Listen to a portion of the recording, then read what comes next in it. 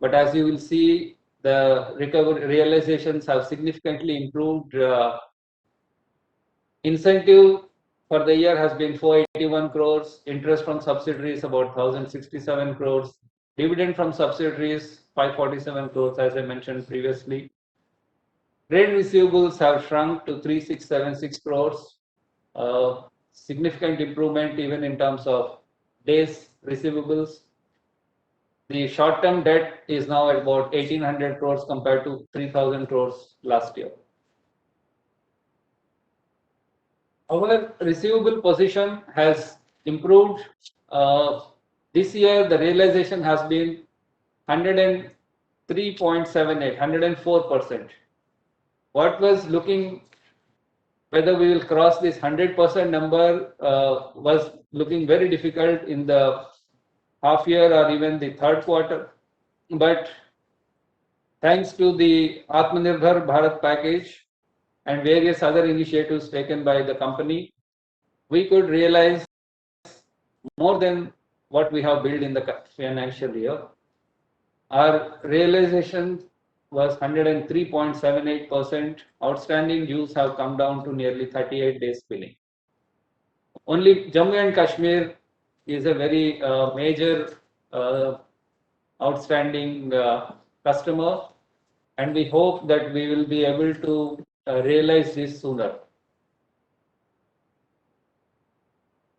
In terms of our other activities, the telecom performance, there has been a growth in the telecom, roughly about, I mean, it's not very significant, it is just 10 crores of income. But in a situation where the telecom tariffs fall, maintaining this position itself is a big challenge. And we have successfully connected Leh on the SLTS network. So that is now opening up potential to provide bandwidth for Leh connectivity. Going forward, we are looking to get a license for international long distance. This business was to be hived off, this entire telecom business was to be hived off into a separate SPV. Our petition before the CERC is still pending. I think the hearing has been done and soon we expect an order, and then this business will be hived off.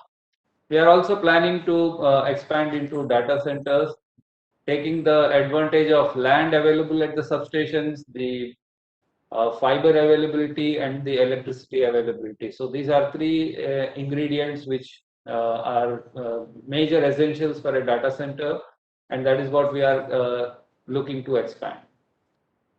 In terms of our consultancy, it has been a downward performance. Income has reduced on the back of reducing TBCB works, and also the performance in our other contracts, NERSIP and comprehensive, has not been as it was planned. So there has been a down in this segment, but we are looking to further expand this in terms of our energy efficiency services, in terms of consultancy for smart grid, and also looking for other international consultancy.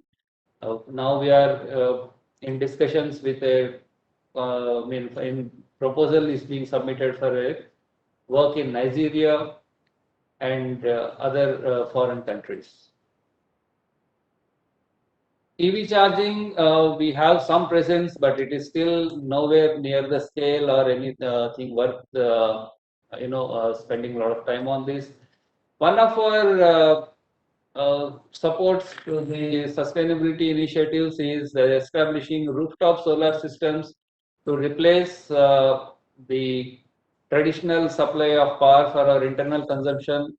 At about 74 locations, we have 6 MWP of rooftop, another 5 MWP is under construction. 8 MU of energy has been generated annually. So this replaces the conventional supplies from the grid.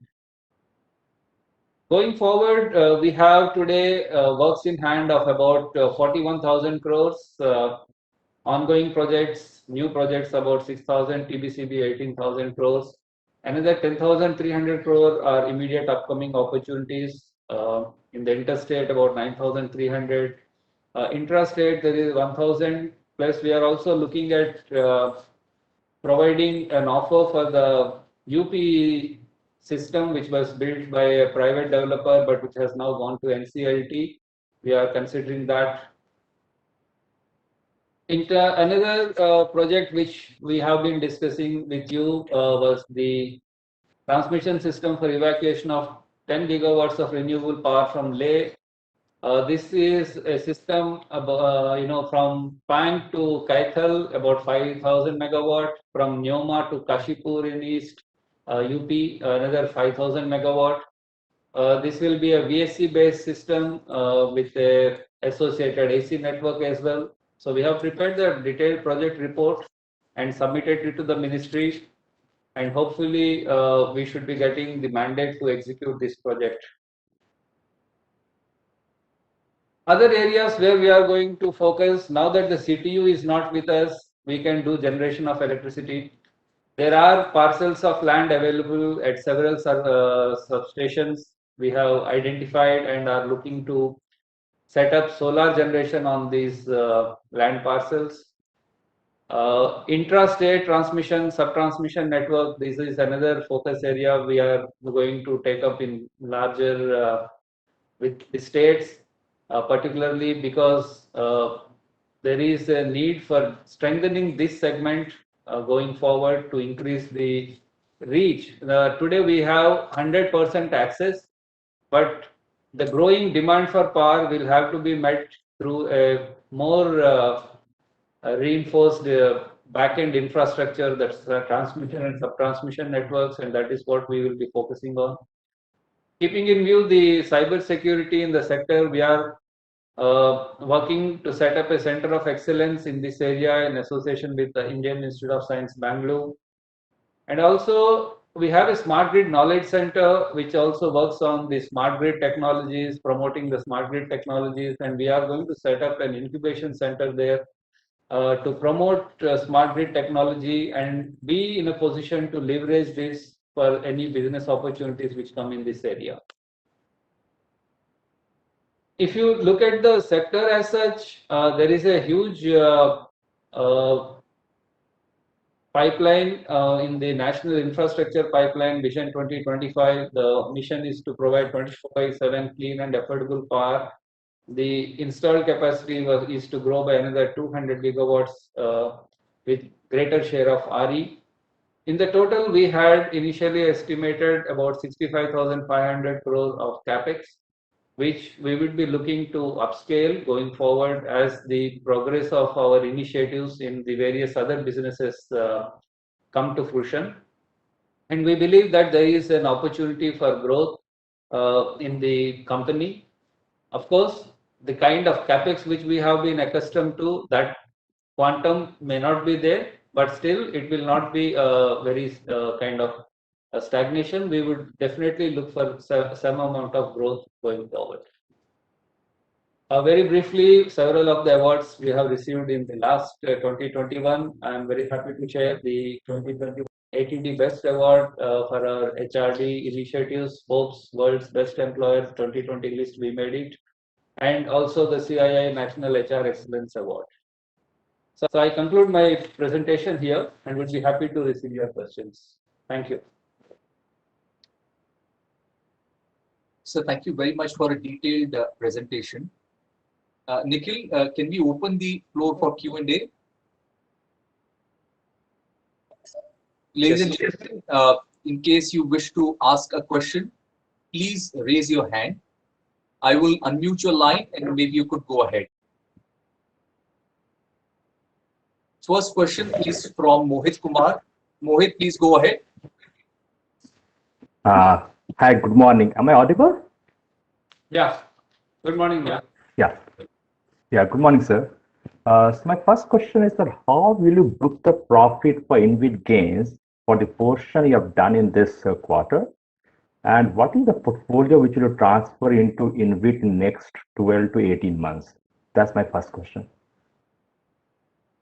We have not booked any profit in March results.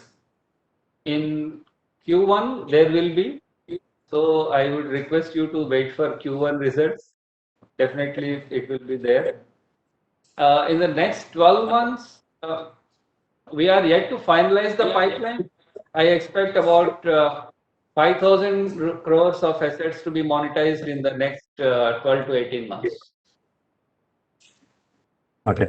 And my second question is, sir, what is the commissioning and capex, likelihood for FY22 and FY23, given the current portfolio of assets?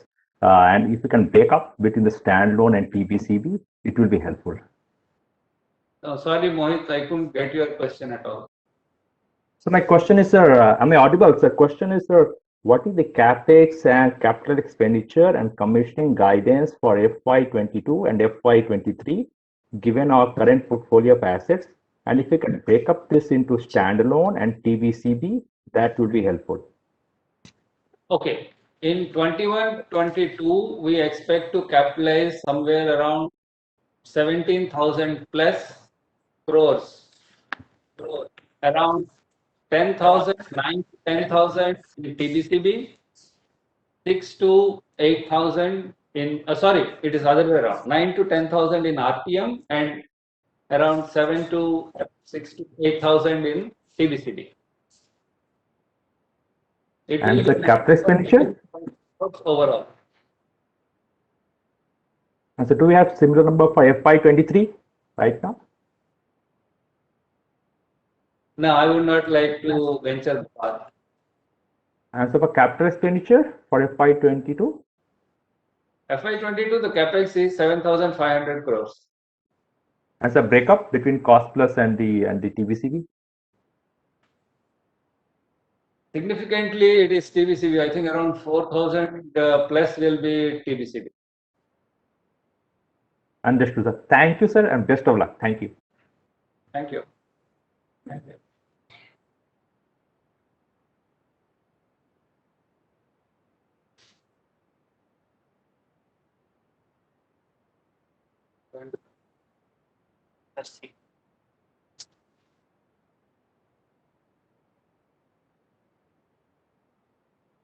So maybe we lost you for a brief moment of time. Maybe if you want to repeat the answer. No, I think Mohit has been answered, thank but the you. next question I didn't get. Sure. Next we have Puneet. Puneet Gulati, go ahead. Yeah, thank you so much, and congratulations on good numbers. Can you comment upon, there was a recent Supreme Court ruling which talks about underground of cabling in certain areas of Rajasthan and Gujarat. Can you talk about any potential impact that may have on you, and whether do you think there is a feasibility of that action as well? This is a judgment of the Supreme Court regarding, protecting the Great Indian Bustard, which is dwindling and is a, I think, species under threat. Now, the Supreme Court order talks of undergrounding low voltage conductors and the high voltage conductors where it is not possible to underground should be provided with bulk diverters. Now, in the implementation of this, there are issues because what is low voltage, what is high voltage, and those issues are yet to be decided. Whatever Power Grid is building, they are all certainly high voltage. We are doing only 400 or 765 kV lines in that area. So we need to put bulk diverters, which we will do. Having said that, the state utilities and the solar developers who need to get connected, I think they are having more impact. So there is a discussion around this, how to, because in decision, I think in this judgment which was given, many of the utilities or the affected parties are not respondents. So I think there is a debate around this, how to implement this as well as how to bring before the court the implications of this, the implications on the renewable growth and so on. But as far as Power Grid is concerned, I do not see this directly impacting them. Sure. You don't need to take anything underground, and secondly, the current construction work also does not get hampered. See, that is what I said. The voltage levels at which we are operating, 400 kV or 755 kV, it is not technically feasible to underground them for long distances. Okay. So there is, if at all, we have to go to one committee the Supreme Court has constituted and prove to them that it is technically not feasible. Right. So we believe that when that is done, we will definitely be able to go ahead with the construction. And in the interim, construction progress can continue. We are carrying out, yes. Okay, understood. Thank you so much. That's all from my side. So if you don't mind, can we take a question from the chat box? It actually comes from Sheena Babusa. Her question is, can management clarify the annual capex and capitalization opportunity for Power Grid, given their current orders in hand and the NIP vision to 2025? Thank you. See, we are having the NIP plan of 65,500 crores. We have done out of that nearly 26,000 crores already. So our plan in the NIP was of roughly of the order of 10,000 crores annually. So if we put 10,000 crores into capex year on year, that is what will come out as capitalization going forward. Because this, what we are doing right now has been invested few years back. That is getting capitalized now. That is why you see the difference, big difference between capex and capitalization. But if we do capex of 10,000, 12, 15,000 annually, that is what will come going forward as capitalization also. Sure, thank you. So then we have a question from Sumit Kishore. Sumit, go ahead, please. Thanks for the opportunity. My first question is, India currently has about 95 gigawatt of installed renewable capacity. Clearly, the 2022 target of 175 gigawatt is nowhere going to be met, and possibly we'll end up with a number between 120 to 130 gigawatts. So in that light, do you think that a per annum run rate, what is the annual award on TBCB that is likely for FY 22, 23, 24? If you could give some roadmap and also break your answer into potential opportunities, not only in interstate, but intrastate as well. That's my first question. When we talk of 95 gigawatts of renewable, I'm sure you are not counting the hydro, which is also a renewable. So yes, I'm not counting that. Yeah. So when we aggregate all this renewable, I'm very sure that 175 will be met. But 175, sir, the government target of 175 did not include hydro. So let us not mix numbers. Okay, fair enough. It had the still there is a lot under construction in renewables, and more tenders are coming, particularly in the Gujarat, Khavda, that 30 gigawatt has been planned. Another 20 gigawatts in Rajasthan is being planned, and it is, the network plans are being developed. So yes, the pandemic has impacted. There has been a time extension given due to the pandemic. So I will not foresee, or I can't predict how much of 175 will be met or not met. As far as transmission network is concerned, these are the ones which are coming right now in Gujarat, Khavda, plus Rajasthan 20 gigawatts. These are big systems which will be coming for TBCB in going forward. See, when we have planned, I believe that the opportunity for TBCB in the aggregate will be, say, around 15 to 20,000 crores annually going forward for integration of these renewables. And the work on taking from 175 to 450 gigawatts will also have to commence sooner than later. So that is another aspect which will come. So when we another work which I mentioned in my presentation, which will be taken up sooner than later, is the lay transmission system for a 10 gigawatt of solar integration into the network. So it's very difficult to give you a breakup the way you wanted in terms of, how much ISTS, which intrastate, interstate, and so on. But these are the broad areas where there are investment, and that is where action is currently taking place. Sure. So just a follow-up there, when you said 150 to 200 billion rupee per annum, that is just interstate, or is it including intrastate as well? I am only talking of interstate because all the schemes I mentioned are interstate schemes. Intrastate are that much more difficult to predict, and the sequence, the size, the timing, these are much more complex. Fair enough. So when you say that, 100 billion run rate for Power Grid, and if the interstate market is going to be 150 to 200, the implied market share for Power Grid, not talking about the works in hand, but the new wins is implied to be more than 50%. My question is, also if you could corroborate that, plus the fact that the recent wins that you have had in the last few months, you have practically got a dominant market share.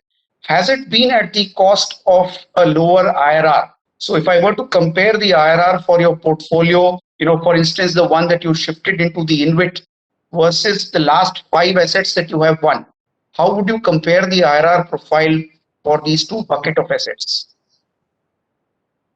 Okay. Let me answer in the reverse. The assets which we have monetized are by far the most profitable asset. Yes. Their returns are way beyond even the RTM. So those Yes. were the assets when the TBCB market was still nascent. Competition was not that high. Everyone was learning the ways. Now the competition is much more.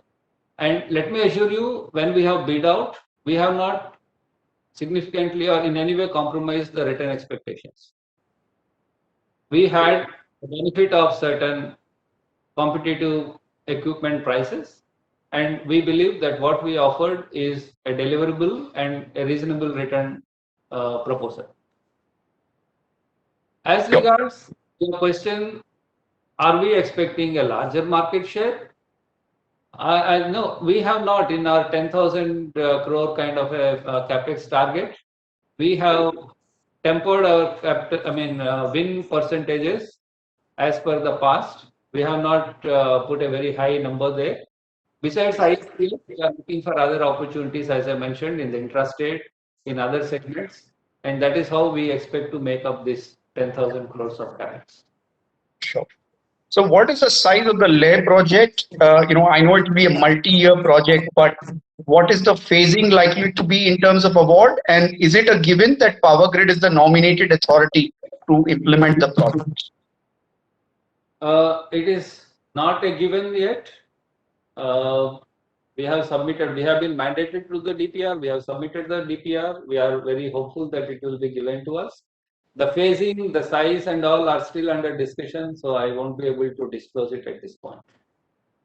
Sure. So just a last bookkeeping question. You have paid almost 95% of profit, of the subsidiaries have been paid as a dividend to the standalone entity in FY21. Going forward, should we expect a similar number, in terms of dividend payment from subsidiaries to standalone? Because in the past, it has been a lower payout. In the past, they were not material and they were just, coming into operation and all. But definitely, what is the point in keeping any money with the subsidiary when they don't have growth opportunities? The growth will happen through the parent. All right. Thank you. Next, we have Murtuza. Murtuza, can you go ahead? Yeah, thank you. So there's been a discussion paper on market-based economic dispatch, and our sense is that transmission infrastructure will be a key to implement the same. Would be happy to hear your views on the feasibility in terms of timelines of implementation and overall implementation, and what kind of an opportunity could we think of from Power Grid or the transmission sector's perspective if one were to actually go ahead with this market-based economic dispatch? I think here you see the transmission as the stage on which this market-based economic dispatch will be played. So I don't think we are, as a transmission utility, much impacted in a commercial sense by this. As far as the network growth, which may be required because of this, if it is fully implemented. Right now, I understand it is only for NTPC, but suppose this concept clicks, it is to be implemented across the board. If there is a congestion, then there will be a network growth opportunity. So if I look at it from a transmission utility perspective, it is some days away, because this is to start from 22 fiscal, 22-23, and then once it is implemented, then if there is a congestion or some such thing, then it will have to be evaluated with the new investment in transmission, does it make sense, and so on. So it is, as a transmission utility, I do not see this to be a big I think it is a development in the market we are watching. We are keen to see how it evolves. But as a business opportunity or anything, I don't see immediate implications of this to Power Grid. Sure. Thank you. Thanks. Next, we have Bhavin Vitlani. Bhavin, your line is unmute. Go ahead. Thank you for the opportunity and congratulations for good set of numbers. My question is on the capital allocation. In the presentation, you did mention about avenues like data centers and other opportunities. If you could help us, what's the kind of capital that PGCIL is looking to commit towards these new ventures? We are yet to figure out the numbers, what kind of opportunity sets which are there in this. I will be very frank with you. But I'm very sure that, these are not numbers which will be very significant given the balance sheet size and the capex which we are doing.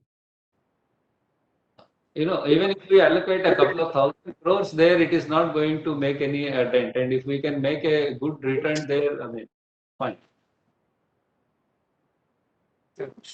Sorry to dwell on this, but in your view, what is the right to win for Power Grid in a data center? What is the?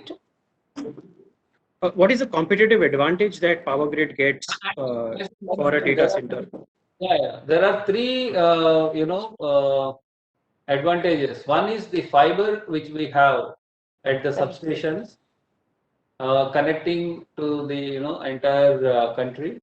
Second, the availability of electricity, assured electricity. Data centers require a lot of power, and there is an assurance at these ISTS points. Third, we have land available at these locations, and some of them are close to cities. So there is the opportunity to set up there. We have identified some 7-8 locations which are reasonably good locations for setting up data centers. Sure, thank you. Just last question. So we would like to compliment you that you have been increasing the dividend payouts. But just would like to get your thoughts on buyback versus dividends, because the cost of equity is considerably higher than the debt, and it's always better to pay back the equity. See, there is a technical challenge in buyback because our leverage even today is beyond 2:1.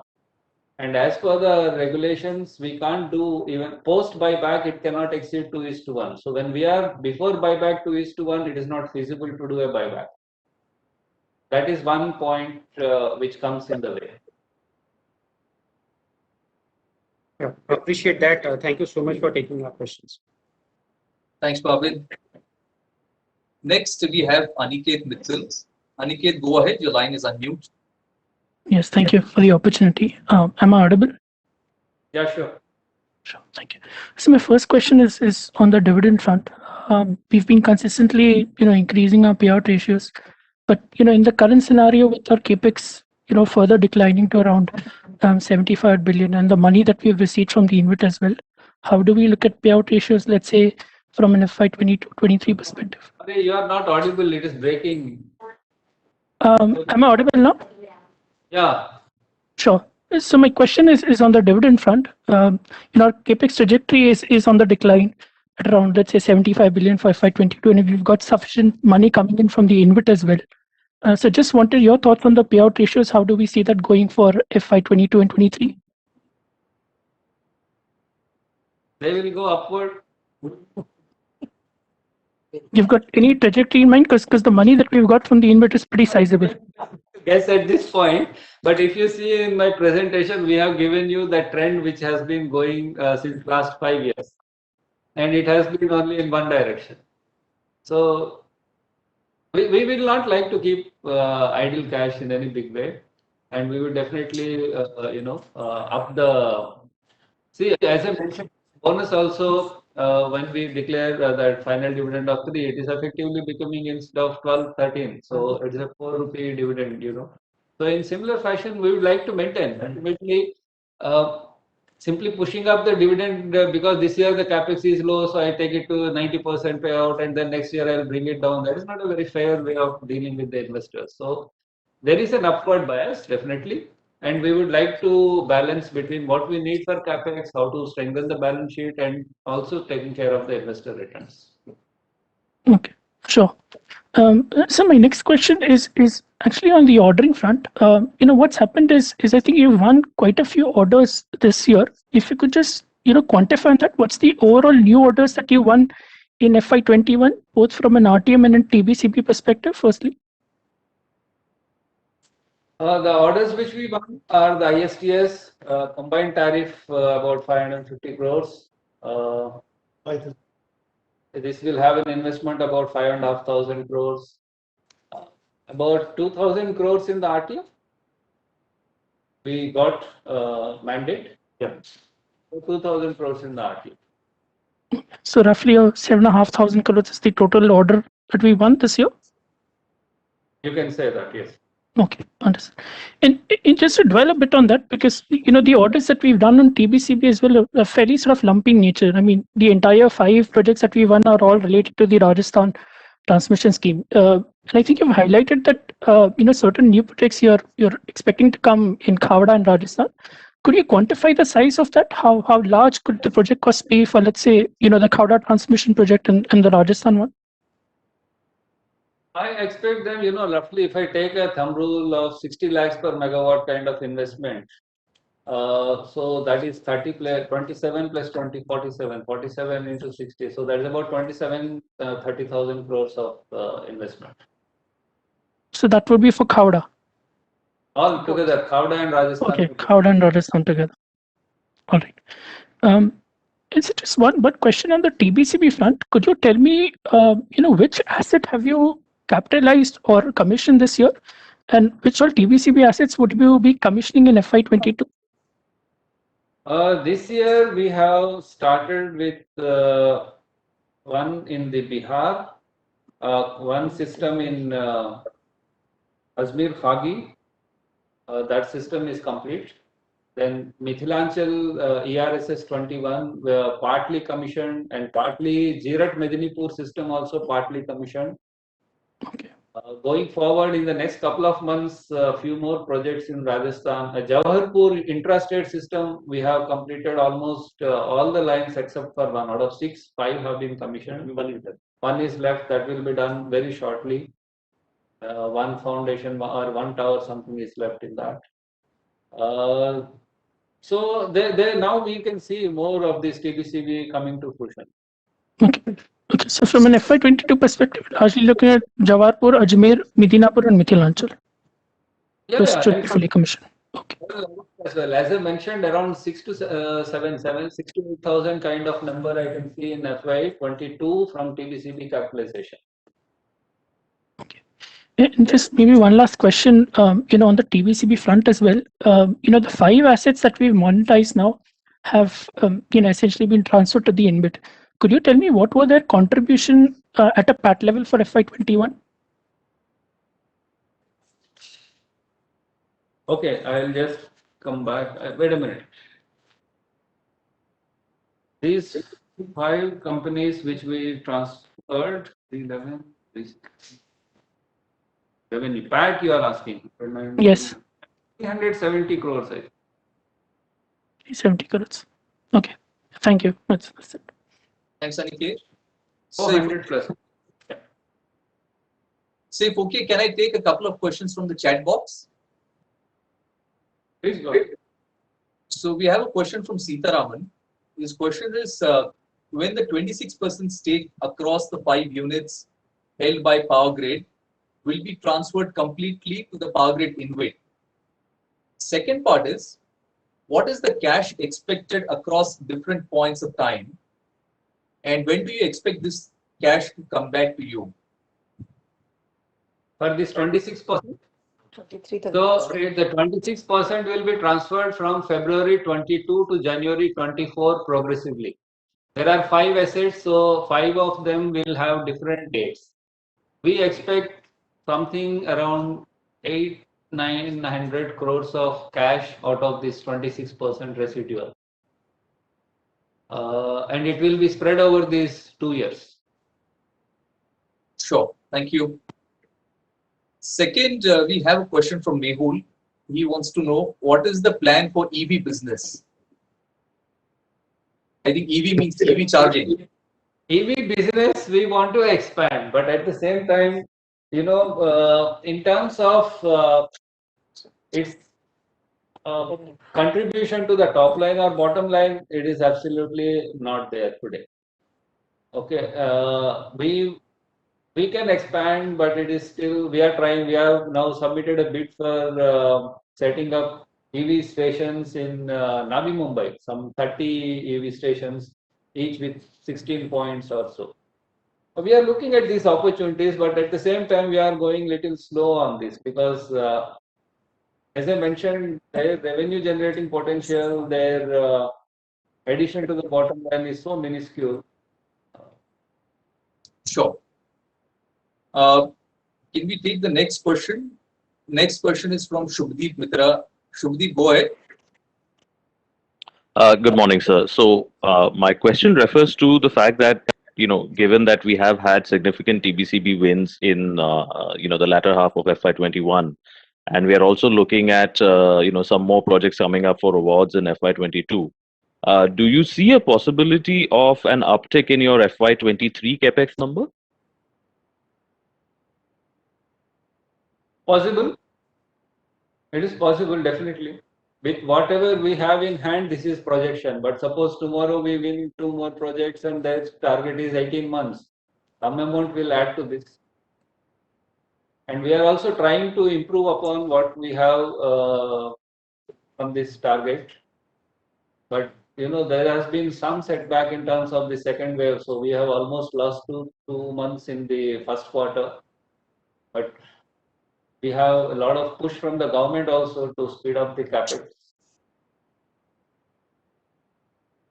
Understood. Secondly, second question is with regard to the employee cost that has come in fourth quarter. There seems to be a spike of about, close to about 150 odd crores on a QOQ basis. Just wanted to understand if there is a one-off item over there. Okay. One, it is partly because of the new builds, so there will be a little bit more shift from capex to opex. That is one. Second, there has been, we are required to contribute 30% of our basic employee basic towards retirement benefits. So what was estimated as contribution towards our gratuity or other liabilities, when we did the actual valuation at the end, actuarial valuation, those things came out a bit less, and we had to make about 50 crore contribution more in the last quarter for all the year. So that is a kind of, you can say, one-off. And another is that this year our PF Trust earnings were lower than the statutory limit of 8.5%. So we had to contribute there as well. So these are the reasons which have come in the last quarter. But I'm sure next year onwards, we will definitely be accruing it in a much more better fashion. Sure. Thanks, Shubhdeep. Understood. Yeah. Shubdeep, can we take the other ones? The queue is like. Yeah, please go ahead. Please go ahead. Thank you. Next question is from Dhruv Muchal. Dhruv, go ahead, please. Yes, sir. Thank you so much, sir. Sir, two quick ones. So on the TBCB side, you mentioned that the levelized tariff is 550 crores for the new wins and the capex is 5,000 crores. So this implies a revenue yield of about 10 odd percent, which seems a bit low. I don't have the detailed tariff schedule, so but the revenue yield seems low, which suggests the IRRs probably are low. So what am I missing? Is 5,000 a bit conservative? No. If you see the past, in terms of TBCB assets, the levelized tariffs have been, the winning bids have been in this range only. Okay.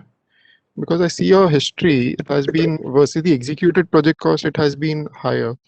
So probably no worries, I'll have a detailed work on this later. So it's straightforward because it depends. If it is a line, the tariff will be much lower. If it is a substation, it will be higher. So there is no one size fits all for getting this kind of a relationship.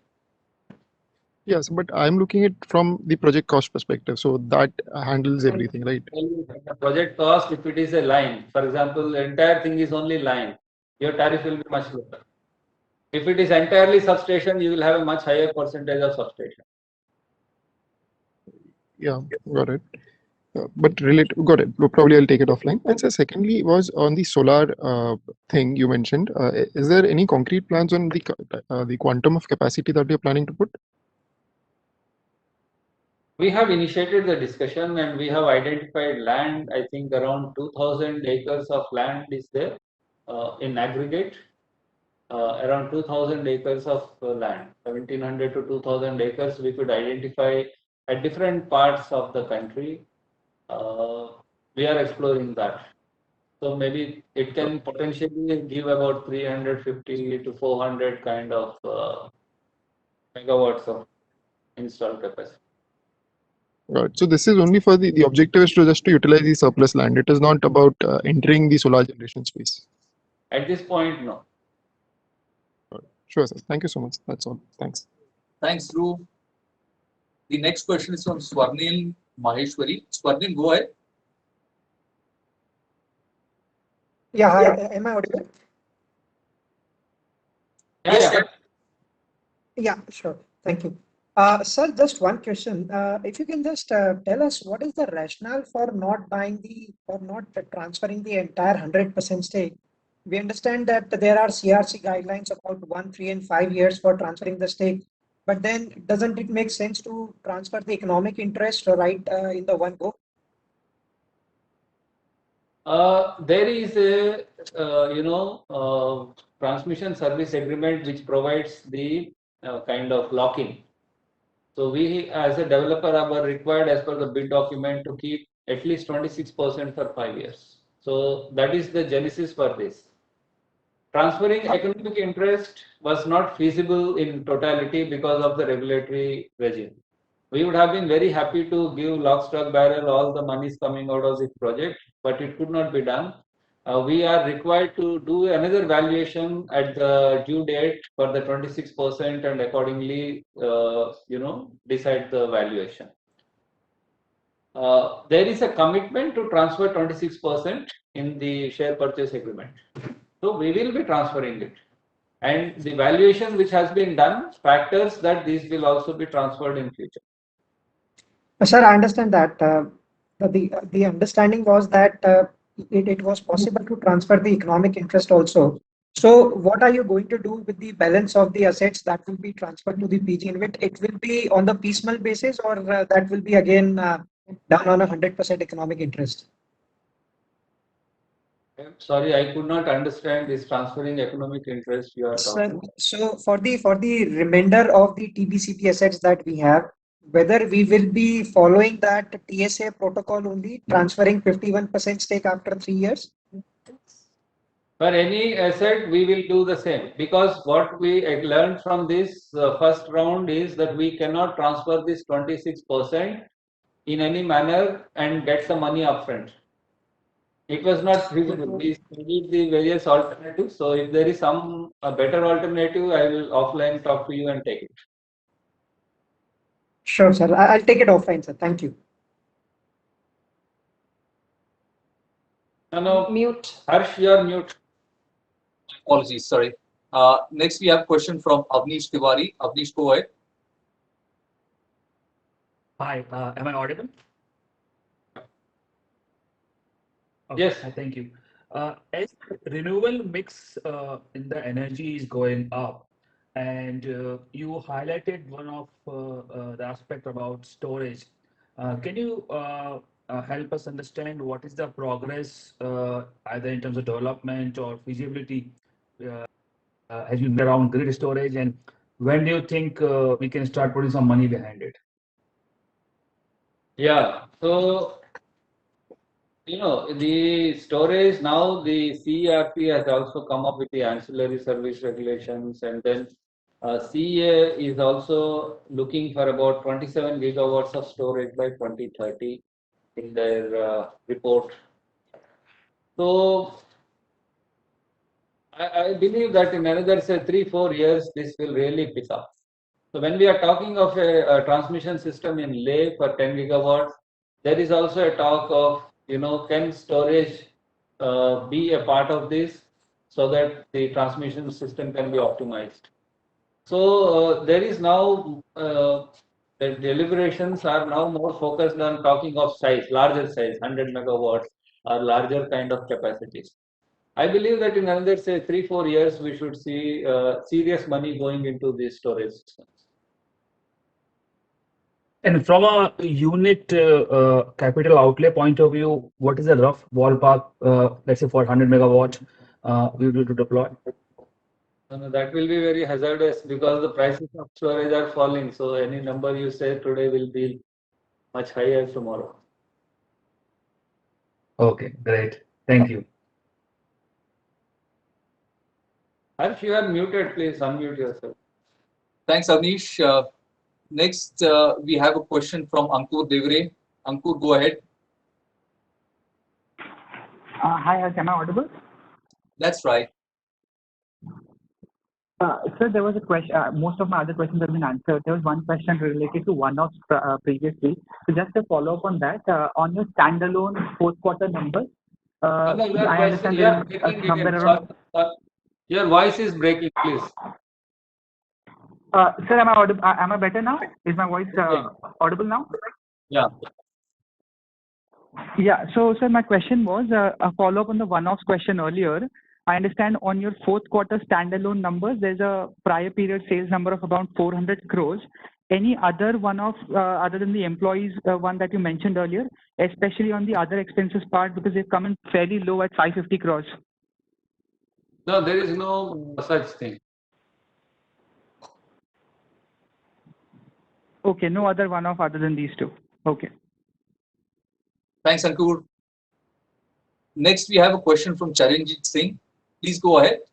Your line is unmuted. Yeah. Hello, sir. Thanks for the opportunity. So just want to understand on the state side, what is the kind of opportunity size which you see, and where all we are planning to do the tie-ups to getting onto the state transmission lines. That's my only question. See, the state side, very difficult. We have been giving numbers in the past, but then those numbers have not really come to fruition. So I would not like to put a number there. We need to really go out and more pitch with the states. Some of the states are coming up with TBCB, MP, UP. Now Rajasthan has also started, but many states are doing it on their own. So now there is also a talk of making the coastal state infrastructure resilient from the cyclones. So I think there is an opportunity there. They are talking of underground cables, or converting the AIS into GIS and so on.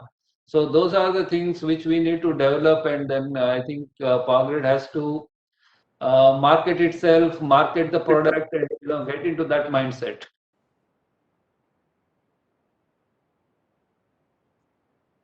Sure. Any follow-up, Charanjit? Thanks, Harsh. That's all from my side. All right, thank you. So next, we have a question from Puneet Gulati. Puneet, go ahead. No, thanks. My question has been answered.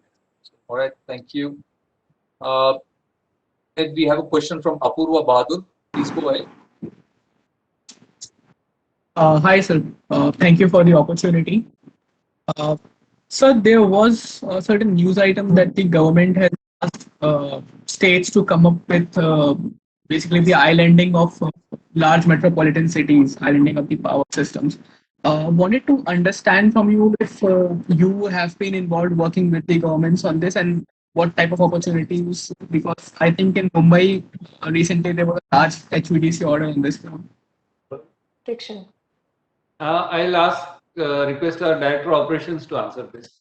I think if I've understood your question correctly, it is the islanding being talked about the cities.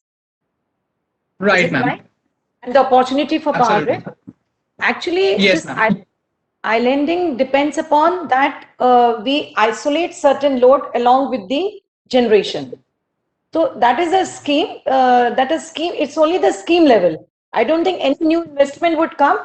It can come in few cities. If there is no generation available, they can think about a generation.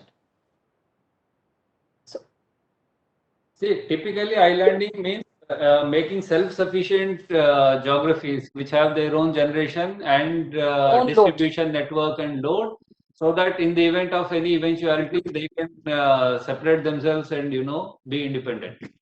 So in that sense, it would be more of identifying which units of generation to serve which loads and electrically isolate them. So we don't see much of a transmission investment there. It is more about protection systems and the operating protocols or the grid operation protocols which will come into play there. Okay, got it, sir. Thank you so much. We have a question from, sorry, give me a minute. We have a question from Krishna Kumar. Please go ahead.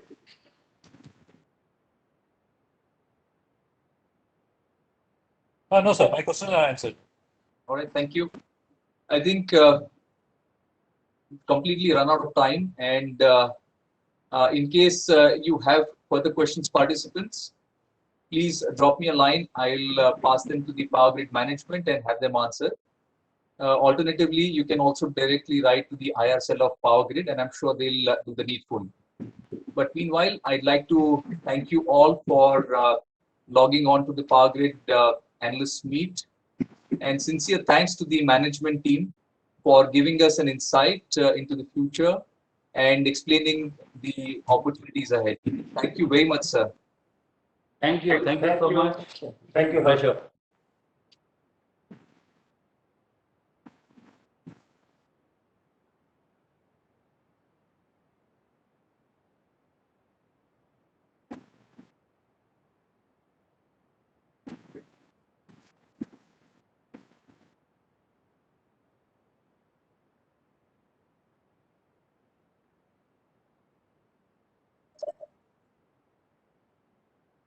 Nikhil, stop recording.